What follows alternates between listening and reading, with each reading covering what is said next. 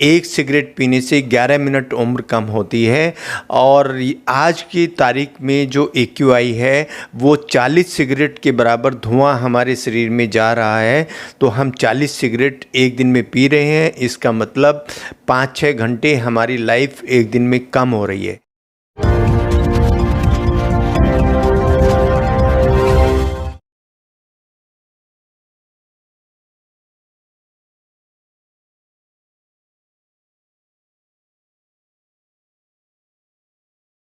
नमस्कार, आदाब, सत श्री अकाल। मैं शोएब सलमानी, मेरे साथ आप देख रहे हैं NBTV भारत न्यूज़। देश में और दिल्ली NCR की बात करें तो बढ़ते प्रदूषण को लेकर जो है लगातार सांस लेने में लोगों को दिक्कत हो रही है। दिक्कत सांस लेने में उन्हीं लोगों को नहीं हो रही जिन्हें सांस की प्रॉब्लम है। जो स्वस्थ लोग हैं उनके लिए भी ये जो हवा है इस समय दिल्ली NCR में चल रही है बेहद खतरनाक है। इसी पर चर्चा करने के लिए हमारे साथ मौजूद हैं नाक कान गले के विशेषज्ञ डॉक्टर बृषपाल त्यागी। उनसे बातचीत करेंगे किस तरीके से देखते हैं और क्या वजह मानते हैं वो बढ़ते प्रदूषण को लेकर। जी, ये जो आज की तारीख में यहाँ पॉल्यूशन बढ़ा है वो 400 और 400 से ऊपर AQI है। ये ब्रिटिश मेडिकल जर्नल में डाटा है कि एक सिगरेट पीने से 11 मिनट उम्र कम होती है। और आज की तारीख में जो AQI है वो 40 सिगरेट के बराबर धुआं हमारे शरीर में जा रहा है। तो हम 40 सिगरेट एक दिन में पी रहे हैं, इसका मतलब 5-6 घंटे हमारी लाइफ एक दिन में कम हो रही है। ये एक दिन की मैं बात कर रहा हूँ, एक महीने की नहीं कर रहा हूँ। और उससे ऊपर जो सिगरेट ऐड करते हैं लोग वो और उनकी लाइफ को कम करता है। अब ये जो AQI इतना ज़्यादा है, इसके क्या इफ़ेक्ट होते हैं हमारे शरीर में? अगर हम ऊपर से चलते हैं तो ये हमारे ब्रेन पे इफ़ेक्ट डालता है। ऑक्सीजन शरीर में कम जाती है तो हमारे ब्रेन स्ट्रोक होने का डर रहता है। और दूसरा एल्जाइमर्स और एक डिमेंशिया बीमारी होती हैं जो भूलने वाली बीमारी हैं, जो कोविड-19 में भी आई थी। ये उसकी तरह ही होता है। आँखों में जो ऊपर वाली झिल्ली है उसमें कंजंक्टिवाइटिस होता है। तो उसके लिए हम लोग एडवाइस करते हैं कि हर आदमी ग्लासेस पहने और अपनी आँखों को बचाए। और अगर हम नाक के पास आते हैं तो नाक से जब ये कण PM2.5 PM10 और जितनी भी गैसेज हैं हमारे फेफड़ों की तरफ जाती हैं तो जो आखिरी यूनिट है फेफड़े की उसको एल्वियोलाई बोलते हैं, ये वहाँ जाके स्टक हो जाती है। और जो ऑक्सीजन उस मेम्ब्रेन के थ्रू डिफ्यूज होनी चाहिए बॉडी में, जो हवा से लेके शरीर में खून में मिलती है, वो ब्लॉक हो जाती है। इसको हम बोलते हैं हाइपोक्सिया, मतलब ऑक्सीजन का लेवल कम होना। और ऑक्सीजन का लेवल जब कम होता है तो वो हमारे हार्ट पे, हमारे फेफड़ों पे, हमारे दिमाग पे, पूरे शरीर पे इफ़ेक्ट डालता है। जी डॉक्टर साहब, AQI बढ़ने की वजह क्या मानते हैं आप? AQI बढ़ने की जो वजह है वो है कि इन दिनों में जो थोड़ा ठंडा एनवायरनमेंट होता है तो ऐसे में जो ये लेयर है हवा की वो हमारे हेड तक रहती है। और इन दिनों में हवा कम चलती है। तो एक तो हवा का कम चलना जो धूल मिट्टी या वो जितने भी पॉल्यूटेंट हैं उनको उड़ा के ले जाती है। एक तो स्टेगनेंट होना हवा का, उसके साथ साथ यहाँ जितने भी, क्योंकि फेस्टिव सीजन है, अधिक से अधिक व्हीकल बाहर निकलते हैं। उसमें जो डीजल के व्हीकल होते हैं जिनकी सर्विस नहीं होती है उनसे धुआं निकलना, और जो फैक्ट्रीज़ हैं उनसे धुआं निकलना, जो जनरेटर्स हैं डीजल के उनसे धुआं निकलना, आसपास जो एरिया हैं उनमें कुछ लोग ये कहते हैं कि पराली का जलना, जो धान उठाया जाता है।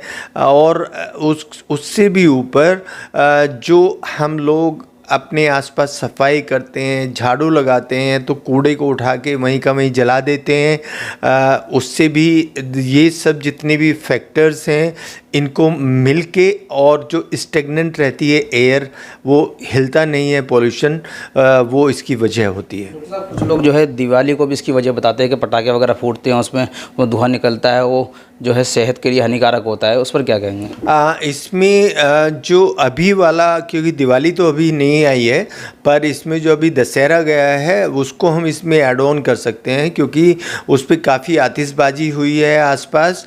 और उसमें जो ये सब रावण दहन हुआ है या जो भी हुआ है, वो एक इसमें एडिड फैक्टर हो सकता है। दिवाली तो अभी आई नहीं है, आनी है दिवाली, पर उससे पहले जो लोग आतिशबाजी करते हैं उसकी वजह से भी पोल्यूशन का बढ़ाव होता है। सब हेल्थ की बात की जाए तो देश ने जो है कोविड-19 को बड़ी मुश्किल से झेला है। अब थोड़ा सा हल्का सा उसमें उभरने का समय आया है, तो बढ़ता प्रदूषण जो है वो तो खतरनाक हो रहा है। अगर दोनों की तुलना की जाए तो ज़्यादा खतरनाक कौन सा है? जो ज़्यादा खतरनाक है वो ये आज का पोल्यूशन है। मेरी नज़रों में जो कोविड-19 था वो इतना खतरनाक नहीं था।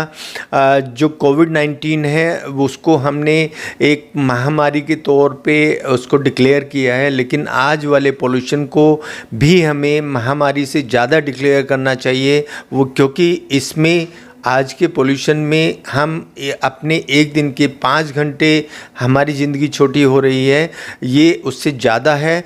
और ये जो पोल्यूशन है इसकी वजह से करीब पूरे संसार में 70 लाख लोग हर साल मरते हैं, और उस 70 लाख के भी 80% जो डेवलपिंग कंट्रीज़ हैं। भारत एक डेवलपिंग कंट्रीज़ है। भारत के पास पाकिस्तान है और जो बांग्लादेश है, ये सब डेवलपिंग कंट्रीज़ हैं।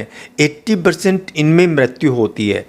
20% जो डेवलप्ड हैं उनमें बताया जाता है कि अगर कभी पोल्यूशन हो जाए तो। डॉक्टर साहब, अगर खाने की बात की जाए तो खाने में किस तरह की सावधानी बरतनी चाहिए उसकी बात की जाए तो आजकल जंक फूड का चलन जो है भारत के अंदर और ख़ास करके दिल्ली एनसीआर के अंदर बहुत तेज़ी से बढ़ रहा है। तो खाने पीने के लिए सावधानी बरता, जिन लोगों को पोल्यूशन की दिक्कत है या नहीं भी है, जो इस तरीके से हवा इस तरीके से जो आजकल जो है वो बेकार होती जा रही है, उसमें खाने की सावधानी किस तरीके से रखनी चाहिए?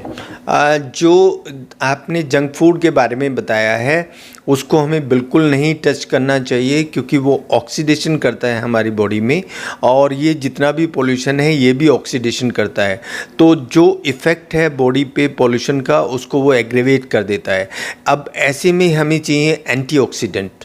जो एंटीऑक्सीडेंट होते हैं वो होता है कि हम 3 से 4 लीटर पानी पिएं, नारियल पानी पिएं, सिट्रस फ्रूट खाएं, या जो हमें ऐसे फ्रूट हैं जिनमें जूस होता है उनको लें, और उनको भी साफ़ करके लें क्योंकि बहुत ज़्यादा पोल्यूशन है। और एंटीऑक्सीडेंट जितने भी ले सकते हैं, हल्दी एंटीऑक्सीडेंट होता है, अदरक और सौंठ एंटीऑक्सीडेंट होते हैं। तो एंटीऑक्सीडेंट जितने हम इसमें ले सकते हैं वो हमें लेने चाहिए, जो कि हमारे घर पे ही अवेलेबल होते हैं।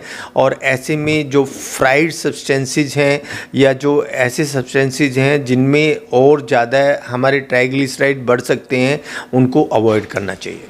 इसमें बचाव किस तरीके से करना चाहिए, पहनना किस तरीके से चाहिए, मास्क वगैरह या जो प्लांट लगाए जा रहे हैं वो किस तरीके, क्योंकि जो बढ़ता प्रदूषण है वो प्लांटों को भी जो है हानिकारक है।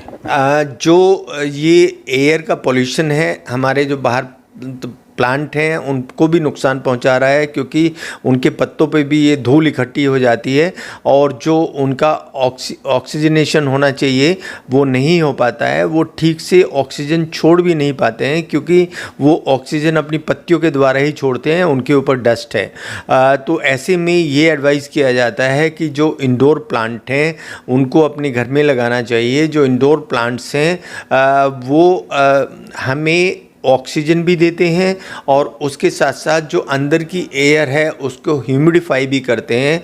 और ह्यूमिडिफिकेशन और ऑक्सीजन दोनों जब साथ में मिलता है तो जो ये इंडोर थोड़ा मोड़ा जो पोल्यूशन होता है वो उससे कम हो जाता है।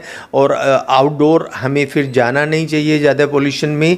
इसलिए अगर हम इंडोर रहते हैं तो इंडोर प्लांट का इस्तेमाल अगर हम करते हैं तो वो जो एयर प्यूरिफाई करने वाली जो मशीन आती हैं वो उनसे ज़्यादा अच्छा होता है और सुंदर भी लगता है। देश में जो संस्थाएं स्वास्थ्य के लिए काम कर रही है, जैसे IMA वगैरह संस्थाएं, इन्हें किस तरीके का सुझाव देना चाहेंगे, शासन प्रशासन को किस तरीके का सुझाव देना चाहेंगे जो हेल्थ के ऊपर काम करे, पोल्यूशन से बचाव हो सकता है? मैं IMA को अपनी ओर से ये सुझाव देना चाहूँगा कि इसको आप डायर इमरजेंसी समझ के हम हर एरिया में जाएं, हर गांव में जाएं, स्कूल कॉलेजेस में जाएं, टीम बनाएं, एजुकेट करें लोगों को कि ये एक डायर इमरजेंसी है, इसको हमें कैसे मैनेज करना है, हमें क्या खाना है, क्या पीना है, हम कैसे बच सकते हैं, मास्क लगाएं 4 लेयर, और उसको कितनी कितनी बार हम चेंज करें, जो बुज़ुर्ग हैं वो इंडोर रहें, वो बाहर ना आए, रिगरस एक्सरसाइज ना करें।